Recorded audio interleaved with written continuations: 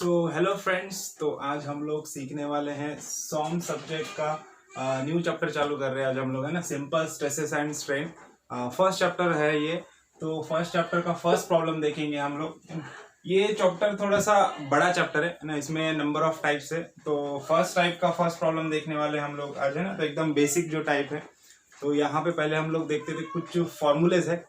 तो कुछ फॉर्मूलेज की लिस्ट में बता देता हूँ कौन सा फॉर्मूला है, किसको क्या बोलते हैं, पहले ये समझना जरूरी है। उसके बाद ही हम लोग को समझ में आए कि प्रॉब्लम कैसे सॉल्व करेंगे, किसको क्या। सब में इंपॉर्टेंट क्या होता है प्रॉब्लम में, गिवन डाटा जो है वो हमको आइडेंटिफाई करते आना चाहिए। तो मतलब प्रॉब्लम में जो दिया है तो वो क्या दिया है वो हमको समझ में आना चाहिए, है ना। तो इसके लिए देखो, सब में पहला होता है स्ट्रेस, है ना। यहाँ पे क्या, सब में पहला स्ट्रेस को डिनोट करते हैं, एक तो सिग्मा से भी डिनोट करते हैं या फिर स्मॉल एफ लेटर से भी डिनोट करते हैं।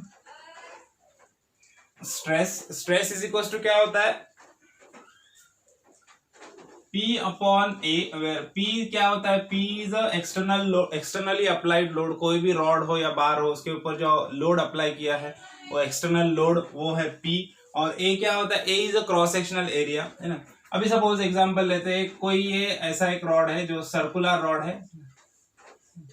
ये रॉड कैसा है, सर्कुलर रॉड है। इसके ऊपर फोर्स लगा है, ये फोर्स लगा है इसके ऊपर, ये फोर्स P अमाउंट का फोर्स इसके ऊपर लगा है ना। और इसका जो एरिया, अभी इसका एरिया, सरफेस एरिया और क्रॉस सेक्शनल एरिया में डिफरेंस होता है। सरफेस एरिया मतलब क्या होता है, वो जो पर्टिकुलर सरफेस है उस सरफेस का एरिया। और क्रॉस सेक्शनल एरिया मतलब क्या होता है, यहाँ पे मैंने कोई सेक्शन ले लिया एक्सेस, मतलब इसको यहाँ से मैंने काट दिया, काटने के बाद साइड से मुझे क्या दिखेगा, इसको मैंने काट दिया, जैसे कि पेन है ना, ये सर्कुलर रॉड है, ये भी मार्कर है ना, इसको मैंने यहाँ से काट दिया। कट करने के बाद साइड से मुझे क्या दिखेगा, सर्कल दिखेगा, है ना। तो ये जो सर्कल है, ये सर्कल का एरिया है ना। क्रॉस सेक्शनल एरिया मतलब सर्कल का एरिया। अब इसको मैंने थ्रू आउट पूरा काटा मैंने इसको, तो ये सर्कल पूरा कट गया है ना। तो ये जो सर्कल का एरिया रहेगा, ये क्या रहेगा, क्रॉस सेक्शनल एरिया रहेगा, है ना। तो सर्कल का एरिया क्या हो जाएगा, π/4 इंटू डी स्क्वायर, है ना। अगर वही ये रेक्टेंगुलर बार रहेगा, suppose it is a rectangular bar, है ना, इसके ऊपर लोड अप्लाई कर रहे हैं हम लोग P अमाउंट ऑफ, है ना। तो साइड में क्या दिखेगा इसका, अगर रेक्टेंगुलर बार है तो ये रेक्टेंगल दिखेगा, है ना। साइड में इसका क्या दिखेगा, रेक्टेंगल। ये इसका विड्थ रहेगा B, और ये इसका रहेगा थिकनेस या फिर डेप्थ बोल सकते हैं हम लोग, है ना। और ये जो है, ये क्या रहेगी, इसकी लेंथ, थर्ड डायमेंशन, राइट। तो इसका क्रॉस सेक्शनल एरिया क्या हो जाएगा, इसको कट करने के बाद क्या होगा, ये पूरा कट हो गया है ना, तो इसमें पूरा हैचिंग आएगा। तो इसका क्रॉस सेक्शनल एरिया मतलब क्या हो जाएगा, B इंटू टी और B इंटू डी, है ना, विड्थ इंटू डेप्थ, है ना। और इसका क्रॉस सेक्शनल एरिया क्या हो जाएगा, π/4 डी स्क्वायर, है ना। तो यहाँ पे P, ये जो लोड है, P दो टाइप से लोड लगा सकते हैं हम लोग, है ना। यहाँ पे दो टाइप में लोड आएंगे, लीनियर लोड में, है ना। तो क्या आएगा, एक तो ये जो है फोर्स, ये क्या है, इसको खींच रहा है ना। तो खींचने को क्या बोलते हैं हम लोग, टेंसाइल फोर्स, है ना, विच पुल टाइप ऑफ फोर्स बोलते हैं इसको ना। पुल कर रहा है, पुल मतलब खींचना, है ना। तो खींच रहा है तो ये pull type of force. Pull type of force से क्या होता है, टेंशन क्रिएट होता है ना। और दूसरा वाला फोर्स होता है, वो होता है पुश टाइप ऑफ फोर्स, है ना। पुश टाइप ऑफ फोर्स में क्या रहेगा, direction of force is towards the rod और टुवर्ड्स द स्पेसिमेन, है ना। तो ये पुश टाइप ऑफ फोर्स है। पुश टाइप ऑफ फोर्स में क्या होगा, कॉम्प्रेशन होगा, इसकी लेंथ क्या होगी, कम होगी। और पुल टाइप ऑफ फोर्स में क्या होगा, एक्सटेंशन होगा, इसकी लेंथ क्या हो जाएगी, बढ़ जाएगी, है ना। तो जब भी फोर्स अप्लाई होगा, तो फोर्स अप्लाई होने के बाद क्या होगा, ये फोर्स को खींच रहा है तो इसकी लेंथ क्या होगी, बढ़ेगी, है ना। ऑब्वियसली लेंथ बढ़ेगी तो डायमीटर क्या होगा, कम होगा, है ना। डेफिनेटली डायमीटर क्या हो जाएगा, कम हो जाएगा। तो ये डॉटेड लाइन से अपन बताएंगे कैसा हो जाएगा ये, है ना। देखो ये ऐसा हो जाएगा, है ना। इसका डायमीटर कम हो गया और इसकी लेंथ क्या हो गई, बढ़ गई, है ना। ये इतनी लेंथ बढ़ गई यहाँ पे, इधर से और इधर से इतनी लेंथ बढ़ गई, है ना। तो जो लेंथ बढ़ गई या कम हो गई उसको क्या बोलते हैं, उसको बोलते हैं हम लोग डेल्टा एल, है ना, change in length. Delta L या फिर स्मॉल एल से इसको डिनोट करते हैं, है ना। तो डेल्टा एल का फॉर्मूला क्या होता है, डेल्टा एल का फॉर्मूला होता है PL अपॉन AE, है ना, PL अपॉन AE, है ना। या फिर हाँ वही PL अपॉन AE रहेगा इसका फॉर्मूला। डेल्टा मतलब चेंज इन लेंथ, है ना। अब यहाँ पे देखो, टेंसाइल फोर्स लगेगा तो लेंथ क्या होगी, बढ़ेगी। और कॉम्प्रेसिव फोर्स लगेगा तो लेंथ क्या हो जाएगी, कम हो जाएगी, है ना।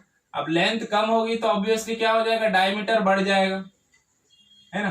तो ये देखो, इतनी लेंथ क्या हो गई इसकी, कम हो गई, ये डेल्टा एल। इधर भी इतनी लेंथ क्या हो गई, कम हो गई, है ना। तो change in length, delta L मतलब क्या, लेंथ कम हो या बढ़े, है ना। यहाँ पे लेंथ बढ़ रही है और यहाँ पे लेंथ क्या हो रही है, कम हो रही है। लेंथ बढ़ो या कम हो उसको क्या बोलते हैं हम लोग, डेल्टा एल बोलते हैं, that is change in length, है ना। डेल्टा एल का फॉर्मूला क्या है, पीएल अपॉन ए, है ना। वेयर पी क्या होता है, P is external applied load, है ना। A is a cross sectional area. अब ई क्या होता है, ई इज यंग्स मॉडुलस और मॉडुलस ऑफ इलास्टिसिटी, है ना। क्या होता है ई, यंग्स मॉडुलस और मॉडुलस ऑफ इलास्टिसिटी। और ई का फॉर्मूला है यहाँ पे, ई स्ट्रेस अपॉन स्ट्रेन, है ना, या फिर एफ बाय ई बोल सकते हैं। स्ट्रेस को हम लोग सिग्मा से डिनोट करेंगे या फिर स्मॉल एफ से डिनोट करेंगे, है ना। वेयर ई क्या होता है, ई इज अ स्ट्रेन, है ना। ई क्या होता है, ई इज अ स्ट्रेन। ई का फॉर्मूला क्या है, स्ट्रेन इज इक्वल टू क्या होता है, delta L upon capital L, है ना। मतलब change in length upon original length, है ना। अभी चेंज इन लेंथ को अगर हम लोग स्मॉल एल से डिनोट करेंगे तो small L upon capital L आ जाएगा, राइट। तो ये बेसिक फॉर्मूले है 4, है ना, जो हम लोग के यूज में आएंगे अभी फर्स्ट टाइप में, है ना।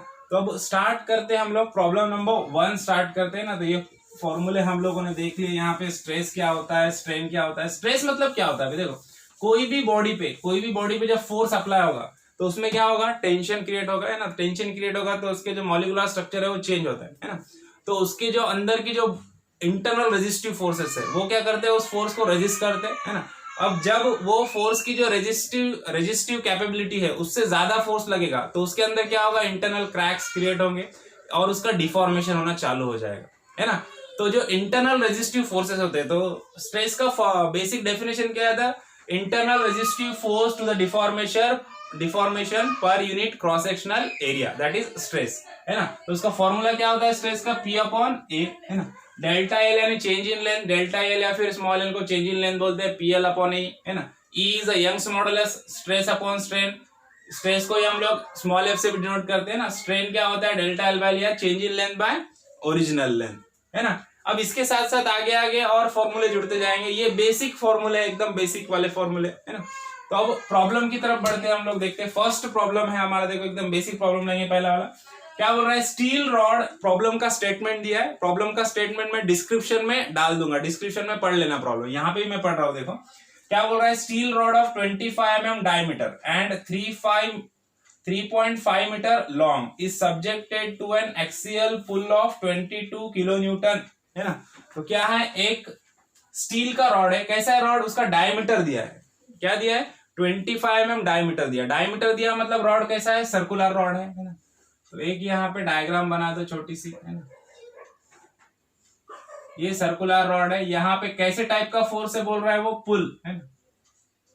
क्या बोला है स्टेटमेंट में बोला है, देखो to an axial pull of 22 kilonewton. Axial मतलब अलोंग द एक्सिस, है ना। ये एक्सिस के अलोंग फोर्स अप्लाइड होगा और कैसा है, पुल टाइप ऑफ फोर्स है ना? ओके। अब सब में पहले क्या लिखना है हम लोग को, सब में पहले लिखना है इसका गिवन डाटा, क्या क्या दिया है। देखो क्या बोल रहा है, 25 mm डायमीटर। तो डायमीटर दिया है हम लोग को, कितना दिया है, 25 mm। अब यहाँ पे ध्यान दो, सॉम में ये चैप्टर के लिए, ये सॉम में क्या होता है, मैक्सिमम जगह पे सॉम में हम लोग क्या करेंगे, डायमेंशन, जो लेंथ के डायमेंशन है वो mm में रखेंगे, है ना।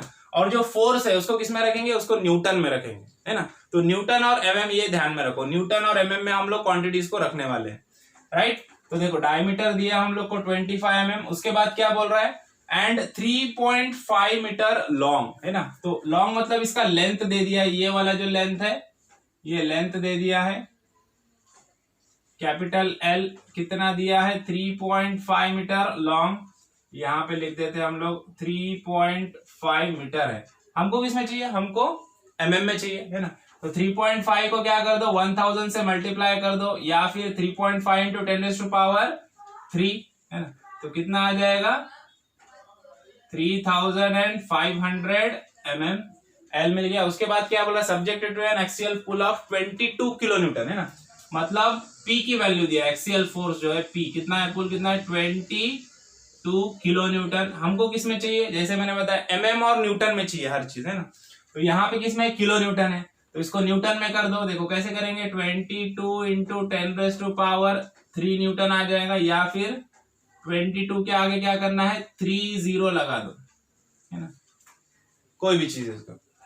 अब आगे क्या बोल रहा है, डिटरमाइन, डिटरमाइन मतलब निकालना है हमको, क्या क्या निकालना है, stress strain and elongation of rod, elongation मतलब ही change in length, okay, stress, stress मतलब क्या निकालना है हमको, एफ स्मॉल एफ बोलो या फिर सिग्मा बोलो, और क्या निकालना है, स्ट्रेन, स्ट्रेन स्मॉल ई से नोट करते हैं, और क्या बोला, चेंज इन लेंथ है ना, या फिर elongation of the rod, elongation of the rod मतलब स्मॉल एल या फिर डेल्टा एल, ओके, ये सब चीजें निकालना है। और हमको क्या दिया, लास्ट में दिया take capital E, capital E मतलब यंग्स मॉडुलस और मॉडुलस ऑफ इलास्टिसिटी, जो स्टील के लिए जनरली इसका वैल्यू क्या होता है, 2 × 10⁵ न्यूटन पर mm स्क्वायर, है ना, तो कैपिटल ई का जनरल वैल्यू स्टील के लिए होता है 2 × 10⁵ न्यूटन पर mm स्क्वायर, ये जनरल वैल्यू है इसका जो कंसिडर किया जाता है, कभी नहीं दिया है तो इसको लेना है। तो देखो कैपिटल ई की वैल्यू दिया है हम लोग को 2 × 10⁵ न्यूटन पर mm स्क्वायर, ये तो हमारे गिवन यूनिट में है न्यूटन पर mm स्क्वायर, तो इसको चेंज करने की जरूरत नहीं है।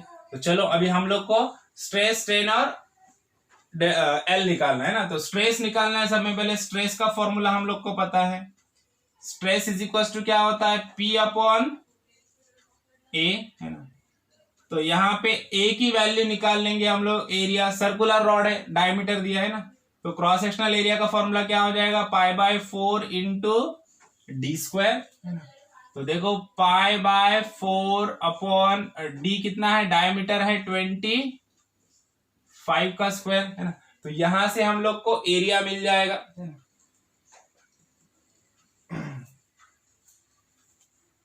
एरिया की वैल्यू मिल गई हम लोग को 490.87, देखो एरिया मिल गया 490.87, क्या है, mm स्क्वायर।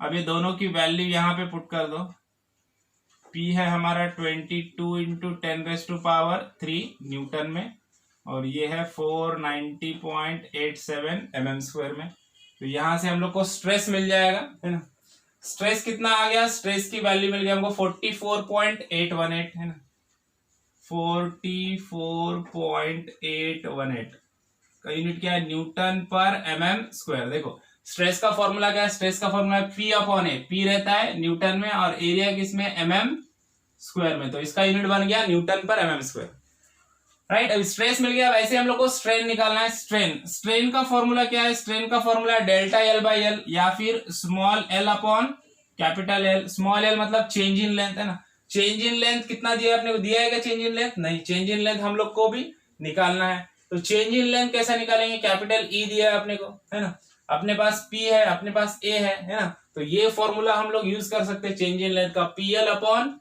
A, है ना, तो चेंज इन लेंथ का फॉर्मूला हम लोग पहले यूज करेंगे, पहले चेंज इन लेंथ को निकाल लेंगे, PL अपॉन A × E, देखो P की वैल्यू है 22 × 10⁵, लेंथ कितना है, लेंथ है 3500, और एरिया कितना है हमारा, एरिया है 490.87, राइट, और E की वैल्यू है 2 × 10⁵, है ना।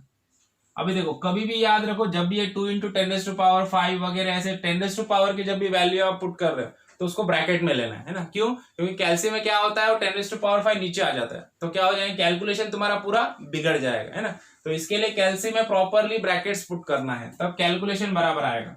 तो यहाँ पे हम लोग को चेंज इन लेंथ का वैल्यू मिल जाएगा, देखो चेंज इन लेंथ कितना आ गया, चेंज इन लेंथ मिल गया हम लोग को 0.784, है ना, कितना आ गया, 0.784 mm, ये मिल गया चेंज इन लेंथ, है ना।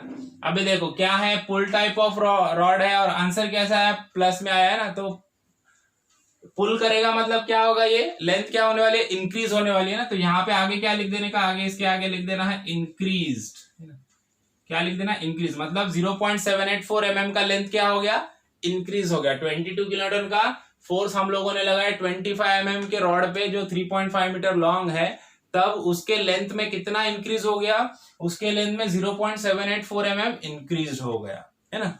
अब क्या निकालना है, स्ट्रेन, कितना स्ट्रेन प्रोड्यूस हुआ वो निकालना है। देखो strain E is equal to क्या होता है, small l by capital L, तो स्मॉल l है हमारा 0.784 और कैपिटल एल कितना है 3500, है ना।